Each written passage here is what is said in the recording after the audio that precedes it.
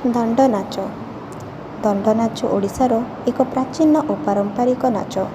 ଏହା ଗଞ୍ଜାମ ଜିଲ୍ଲାର ଏକ ଲୋକପର୍ବ। ଏହା ଗ୍ରାମାଞ୍ଚଳରେ ଏହା କାମନା ଦଣ୍ଡ ଭାବେ ପରିଚିତ। ଏହି ନୃତ୍ୟ ଧର୍ମୀୟ ଧାରଣା ଏବଂ ମା କାଳୀଙ୍କ ବିଶ୍ୱାସ ଉପରେ ପ୍ରତିଷ୍ଠିତ। ନାଟକର ସୃଷ୍ଟି କେବେ ଓ କିଭଳି ହେଲା ତାହା ରହସ୍ୟମୟ। ତେବେ ଆଧୁନିକ ନାଟକ ସୃଷ୍ଟିର ବହୁ ପୂର୍ବରୁ ଲୋକନାଟକ ଗୁଡ଼ିକ ସୃଷ୍ଟି ହୋଇଥିବା ବିଷୟକୁ ଅସ୍ୱୀକାର କରାଯାଇ ନପାରେ।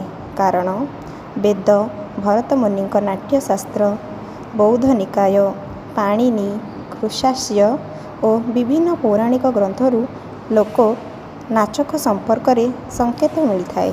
ଲୋକନାଟ ଗୁଡ଼ିକର ବହିର୍ଲକ୍ଷ୍ୟ ଓ ଅନ୍ତର୍ଲକ୍ଷ୍ୟ ହେଉଛି ଶିକ୍ଷା ପ୍ରଦାନ। ତେଣୁ ଆମ ଗଞ୍ଜାମ ଜିଲ୍ଲାରେ ମା କାଳୀଙ୍କ ଆଶୀର୍ବାଦ ଏବଂ ସମସ୍ତଙ୍କ ମନସ୍କାମନା ପୂରଣ ହେତୁ ଲୋକମାନେ ନିଜ ନିଜ ଘରେ ଦଣ୍ଡନାଟ ଲଗାଇଥାନ୍ତି।